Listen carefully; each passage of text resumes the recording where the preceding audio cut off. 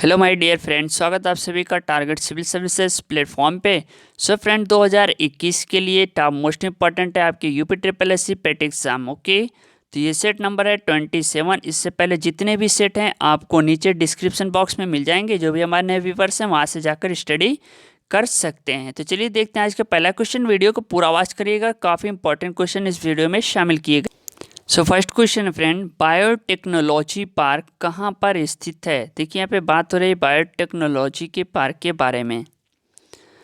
सो यहाँ पे right option होगा ऑप्शन यानी लखनऊ में। बायोटेक्नोलॉजी पार्क की स्थापना लखनऊ उत्तर प्रदेश के सुदूर संवेदन उपयोग केंद्र के प्रांगण में स्वायत्त शासित संस्था के रूप में की गई है। इसका विकास बायोटेक्नोलॉजी विभाग भारत सरकार की सहायता से किया गया। यह एशिया का पहला जबकि विश्व का दूसरा बायोटेक्नोलॉजी संस्थान है। ठीक है, तो option A is the right option, यानी Lucknow is the right option होगा। देखिए आप एक नोटबुक ले लीजिए जिस पे आप क्वेश्चन को नोट करते रहिए, क्योंकि अगर आपको पेट निकालना अप्रैल में नोटिफिकेशन आ जाएगा और जल्दी ही इसका एग्ज़ाम होगा। साल भर में 2 बार पेपर होगा जिसको आपको क्वालिफाई करना होगा, नहीं तो आप नेक्स्ट एग्ज़ाम में नहीं बैठ सकते। यानी लेखपाल वीडियो या फिर कोई भी वैकेंसी निकलेगी आप उसमें नहीं डाल सकते। चलिए सो नेक्स्ट क्वेश्चन देखते हैं। निम्नलिखित में से कौन सा एक सही नहीं है? देखिए यहाँ पे नहीं शब्द लगा है तो केयरफुल देखिएगा। सो यहाँ पे राइट ऑप्शन हो गया ऑप्शन डी, यानी पिंपरी कीटनाशक दवाओं। यानी पिंपरी जो पूरे महाराष्ट्र के पास स्थित है, एंटीबायोटिक्स दवाओं के निर्माण हेतु प्रसिद्ध है। ठीक है, इसके अतिरिक्त ऋषिकेश यानी उत्तरांचल में भी तो हिंदुस्तान एंटीबायोटिक्स लिमिटेड का केंद्र है।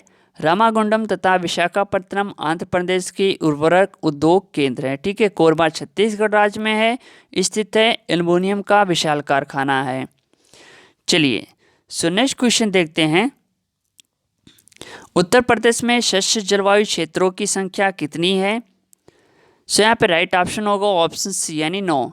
कृषि को प्रभावित करने वाले कारकों तथा मृदा प्रकार, वर्षा, तापमान, जल एवं मानव संसाधन आदि के आधार पर उत्तर प्रदेश के 9 कृषि जलवायु प्रदेशों में बांटा गया है।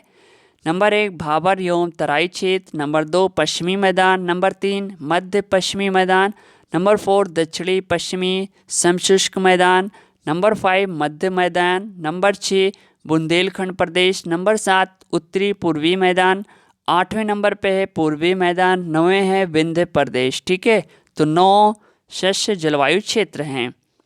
सो नेक्स्ट क्वेश्चन होगा, भारतीय साग भाजी अनुसंधान संस्थान कहाँ स्थित है?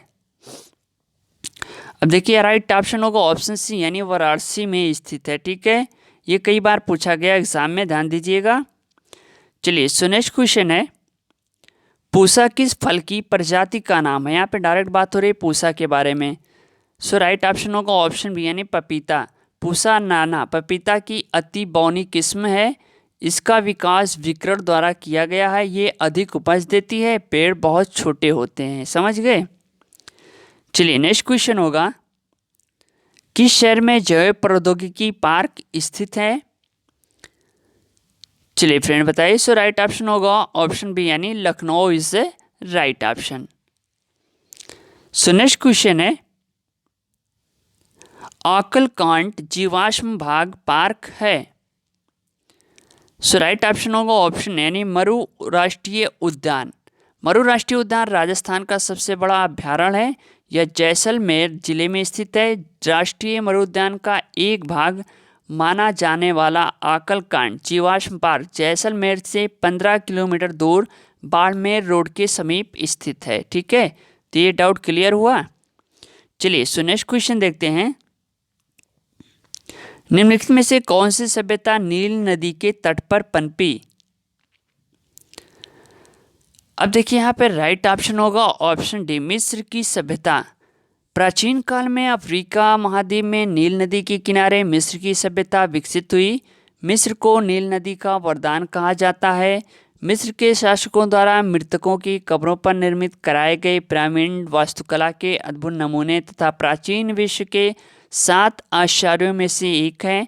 रोमन सभ्यता यूरोप के देश इटली यानी रोम में, सिंधु घाटी की सभ्यता भारत, पाकिस्तान, अफगानिस्तान में तथा यूनानी सभ्यता ग्रीस में विकसित हुई।